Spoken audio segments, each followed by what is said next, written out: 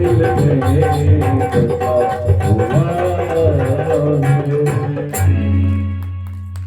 राधे। अब एक दिन की बात सुनो परीक्षित। देव ऋषि नारद द्वारिका पहुंचे। इस ख्याल से पहुंचे कि देखे प्रभु 16,108 पत्नी को कैसे प्रसन्न रखते हैं। तो जब ऐसी शंका जाहिर की तो भगवान ने कहा, देव ऋषि अब जब आप आ ही गए हो तो पूछना क्या, जाके महलों में देख लो। तो सारे महल में इंद्र नारद जी गए तो कहीं पर भगवान भोजन ग्रहण कर रहे हैं, कहीं पर नाश्ता कर रहे हैं, कहीं पर भगवान के पैर दबाए जा रहे हैं, तो कहीं पर भगवान पासा खेल रहे हैं, कहीं भगवान पालने में झूल रहे हैं। अब तो नारद जी की खोपड़ी गर्म होने लगी।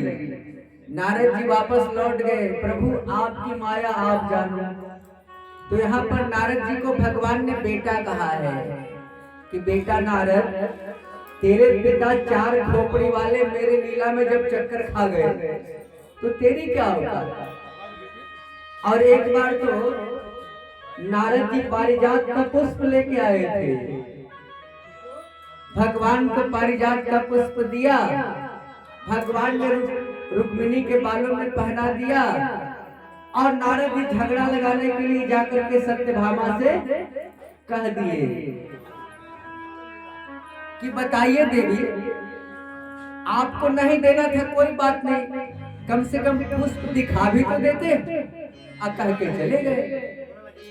भगवान जब सत्यभामा के यहाँ गए तो सत्यभामा का मुंह लटका हुआ था। भगवान बोले, चिंता मत करो देवी, रुक्मिणी को तो मैंने पुष्प दिया है, तुझे मैं पारिजात का वृक्ष ला करके ही दूंगा। और चले गए इंद्र के पास एक दिन, और वहां से इंद्र को देना चाह ही रहे थे, इंद्राणी ने थोड़ा विरोध किया तो इंद्र भगवान झगड़ा किए कृष्ण से कि नहीं, पुष्प पारिजात हम नहीं देंगे। तो कृष्ण भगवान को इंद्र से झगड़ा करके पारिजात को लाके देना पड़ा। और फिर नारद जी ने एक लकड़ी लगा दी, आकर सत्यभामा से बोले, देवी एक ऐसा व्रत बताते हैं जिसमें यदि तुम कृष्ण को दान दे दोगी ना तो तुझे हर जन्म में कृष्ण ही पति मिलेंगे। लोभ में कृष्ण को दान दे दी और कृष्ण को लेकर जब नारद जी जाने लगे तो सत्यभामा संकट में पड़ गई।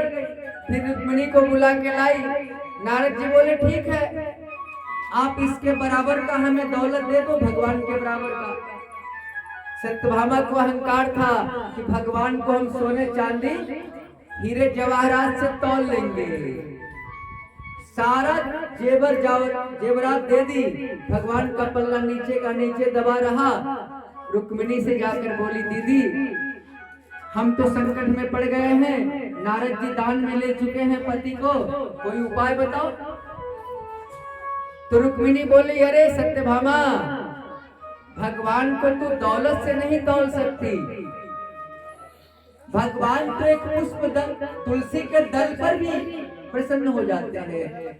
सत्यभामा ने हृदय से वही किया, एक तुलसी का दल तराजू के पल्ले पर रखा, भगवान का पल्ला हल्का पड़ गया। इस तरह से भगवान फिर सत्यभामा को मिले। लीलाएं तो अनेक हैं, अनेक, कितना कहा जाए इस थोड़े से समय में।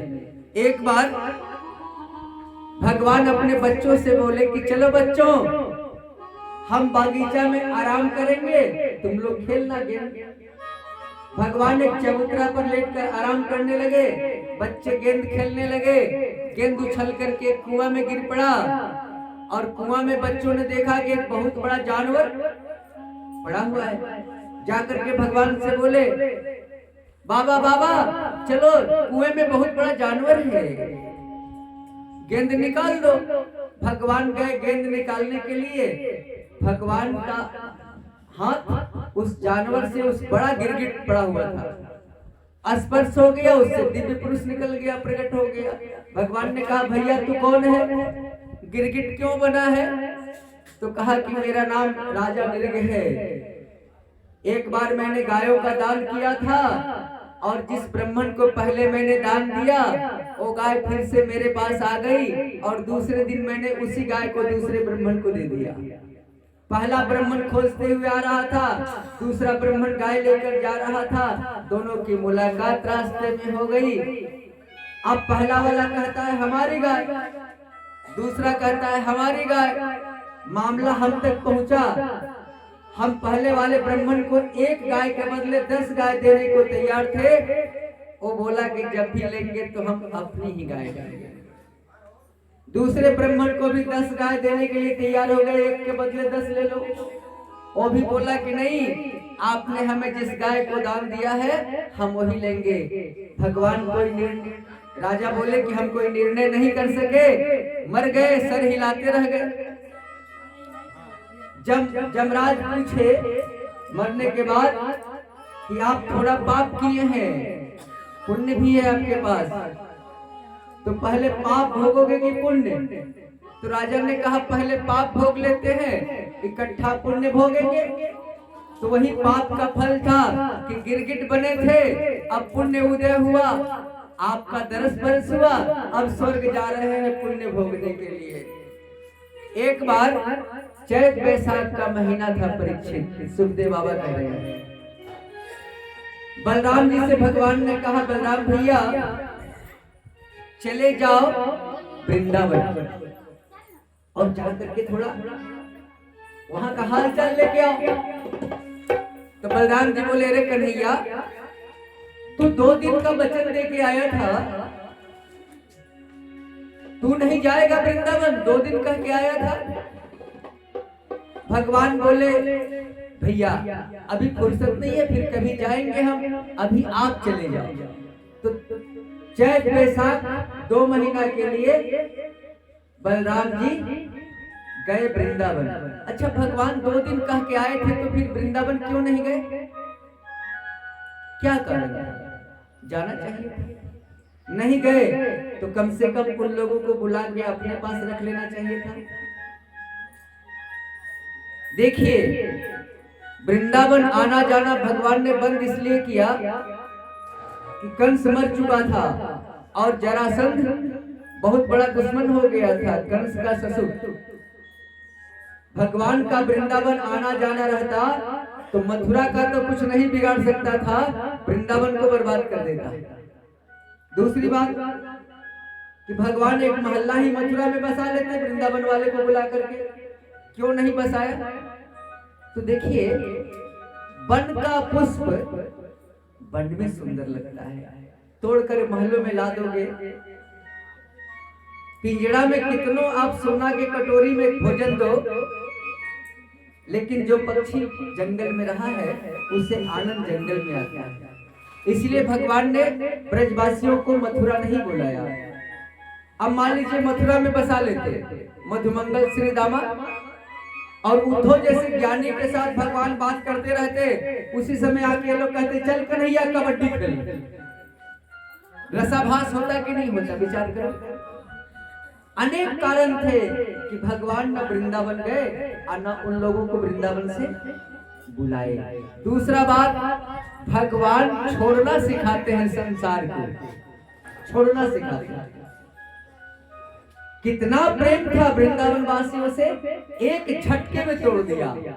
हम लोग भी संसार से प्रेम करते हैं ना, अरे चलना है तो चलना है भैया, जब जाना है तो फिर किस चीज की मोह ममता, चलना है तो चलना है। भगवान संसार को छोड़ने की शिक्षा देते हैं। जिस तरह से भगवान ने अपने प्रेमी को छोड़ दिया तो हम भी अपने प्रेमी को छोड़ने का प्रयास करें, क्योंकि ये तो संसार प्रति क्षण हमसे छूट रहा है। एक दिन विवाह हुआ, हम बुढ़े हो जाएंगे, पत्नी से नाता छूट जाएगा, माता पिता से नाता टूट जाएगा, एक दिन हमको भी संसार छोड़ के जाना पड़ेगा। ये क्या है? जैसे हमने पटना का टिकट कटा लिया, भागलपुर स्टेशन पर बैठ गए, पहले से मुसाफिर उस डब्बा में है, किसी का स्टेशन सुल्तानगंज आ गया, वो उतर गया, फिर दूसरा यात्री आ गया, गाड़ी यात्रा चल रही है। मान लीजिए आप डब्बा में बैठे हैं, आपके पिताजी का टाइम आ गया, पिताजी शमशान चले गए, तब तक आपकी पत्नी आ गई, श्रीमती जी, यात्रा जारी है। तब तक माताजी का स्टेशन आ गया, माताजी शमशान चली गई, तब तक आपका एक बेटा आ गया उस जगह पर, यानी सीट हाउसफुल, गाड़ी चल रही है और गाड़ी अब पटना पहुंचने वाली है। तो सतर्क हो जाइए राजेंद्र नगर स्टेशन आते आते।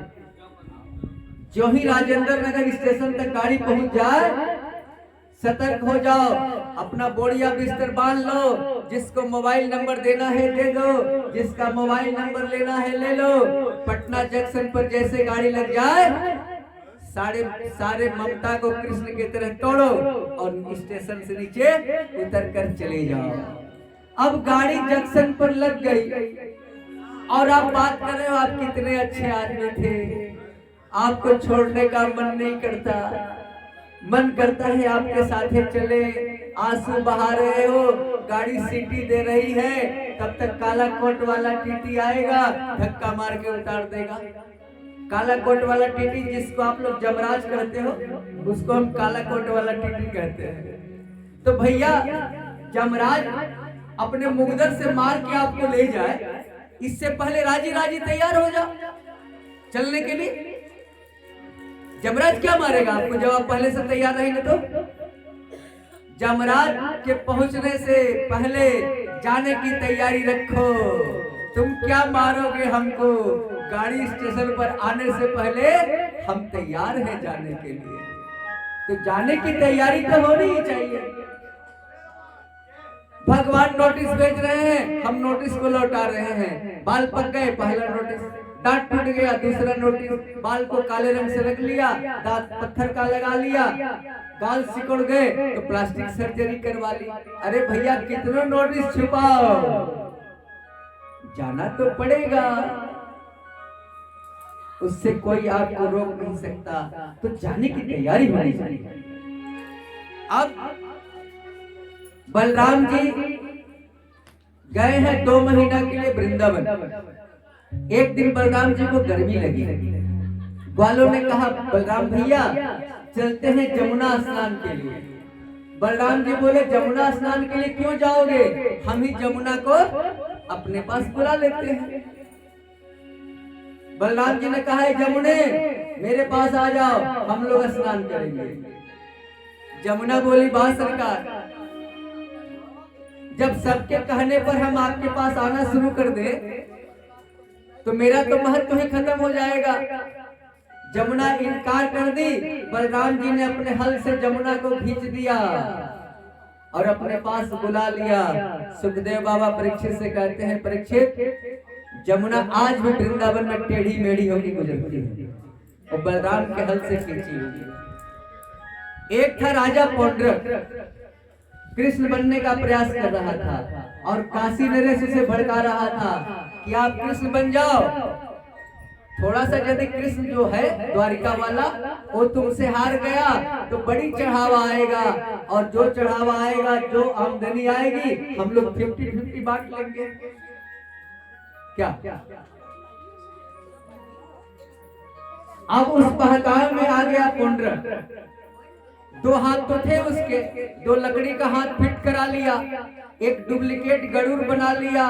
खटका दबाने पर गरुड़ आकाश में उड़ने लगता था। डुप्लीकेट सुदर्शन चक्र बना लिया और कृष्ण के यहाँ खबर भेज दिया कि तुम नकली हो, हम असली है, तुम द्वारिका छोड़ के भाग जाओ। उसी समय भगवान के पास एक खबर आई कि युधिष्ठिर भैया यज्ञ कराना चाह रहे हैं, यज्ञ में भी चलना है। तो भगवान ने कहा उद्धव जी से कि उद्धव जी देख रहे हो ये नकली, हम डुप्लीकेट भगवान हो गए। ये पौंड्रक का एक चिट्ठी आया है और एक हस्तिनापुर से भी चिट्ठी आया है। चलना तो दोनों जगह है, लेकिन पहले पौंड्रक के पास चला जाए। पौंड्रक के पास जब भगवान गए तो पौंड्रक डर गया। काशीराज बोले करे मित्र डरते क्या हो, आकाश में उड़ो। जब खटका दबाए गरुड़ आकाश में उड़ गया, अंगुली में सुदर्शन नाचने लगा, तो भगवान को बड़ी हंसी आई और भगवान उद्धव से बोले, उद्धव कुछ भी हो, ये मेरे रूप का कितना चिंतन किया होगा, इसे तो हम अपने धाम को भेजेंगे। और उस तरह से पांडव को शाहरुख मुक्ति दी और काशीराज को मार दिया। काशीराज को मार के काशीराज का सर काशी में भिजवा दिए भगवान।